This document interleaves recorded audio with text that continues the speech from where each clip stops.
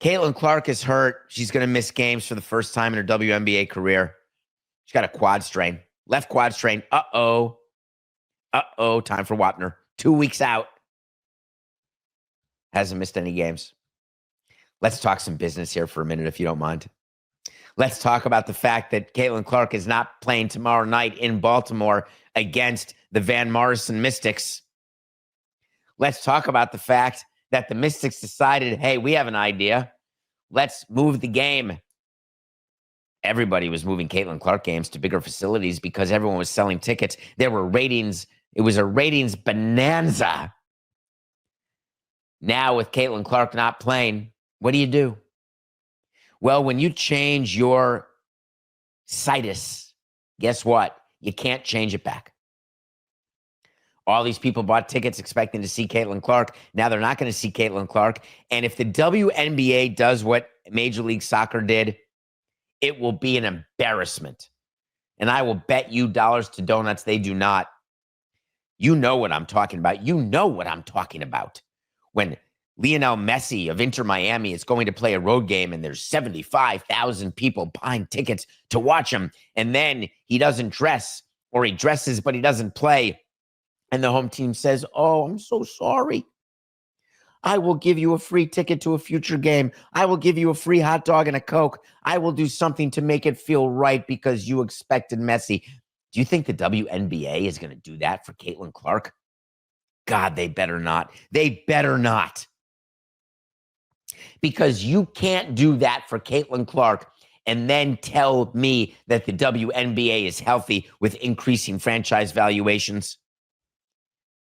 The players can't sit down at a collective bargaining table and say, we demand more because you're not giving us enough money. Because if Caitlin Clark is the only driver of your business, guess what? Not sustainable. Not CBA change worthy. Caitlin Clark drew a crowd. Always does. 2.7 million people watched on ABC when the Fever played the Sky. Pretty amazing, actually. It peaked at 3.1 million eyeballs. Just to give you an idea of how many people that is, it's the second largest ever audience for a WNBA game. The WNBA All-Star game last year drew 3.44 million, but this audience is just amazing. And it's all Caitlin Clark. It has nothing to do with Angel Reese. It has nothing to do with Paige Buchers. It has nothing to do with anybody else. And then there's talent throughout the WNBA. But the actual driver of eyeballs is Caitlin Clark. Having her hurt is an absolute unmitigated disaster for the WNBA, but not as much for the owners as it is for the players. And I want to explain this, and that is when you've got players who have certain expectations, when you've got broadcasters who have certain expectations, and you do not meet those expectations, something's got to give somewhere. So CBS is showing the game and wanted the game against the Sky to be on primetime. So Saturday, June 7th was this big deal. It's a primetime WNBA game. Caitlin Clark, except now she's not going to play. CBS would have a choice to move it out of primetime, but Adam Silver will not allow that. You want to keep the game in primetime, even though it's going to have and draw a smaller number, because still the primetime will give you a bigger number than it would if buried in the afternoon or buried on a different broadcast network. But the reality of how the business changes when it's so dependent on one person, it's called key man insurance. I guess it's better to say key person insurance now. It's like building a business where you have one source of revenue and everything depends on that one source of revenue. And if that source of revenue disappears, so does your business.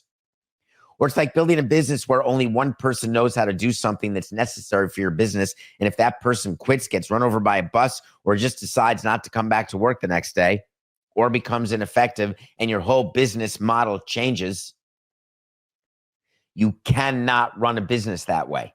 It is completely irresponsible.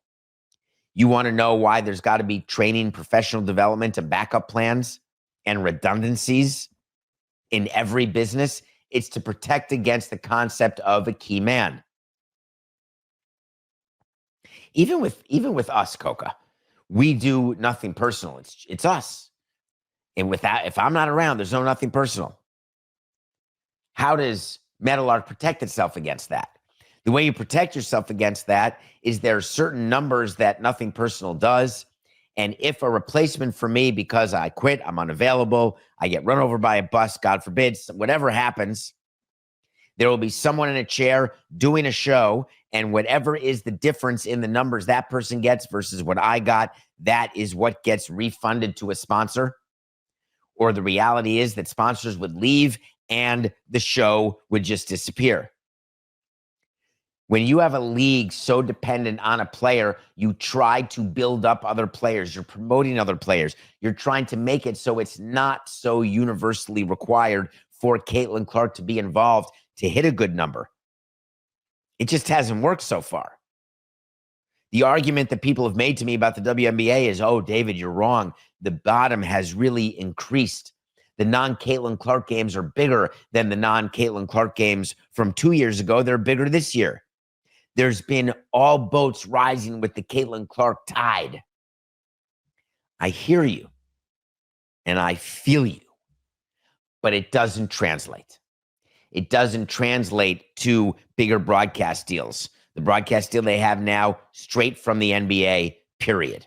It doesn't translate to better perks, better conditions, better salaries for the players because the WNBA owners all of a sudden think they're going to be awash in cash.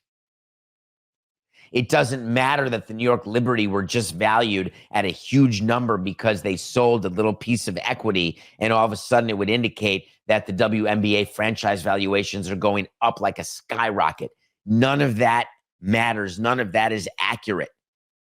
The WNBA is trying to find footing without Caitlin Clark while taking advantage of Caitlin Clark. You got to be doing both things at once. And believe me, the WNBA is going to do it.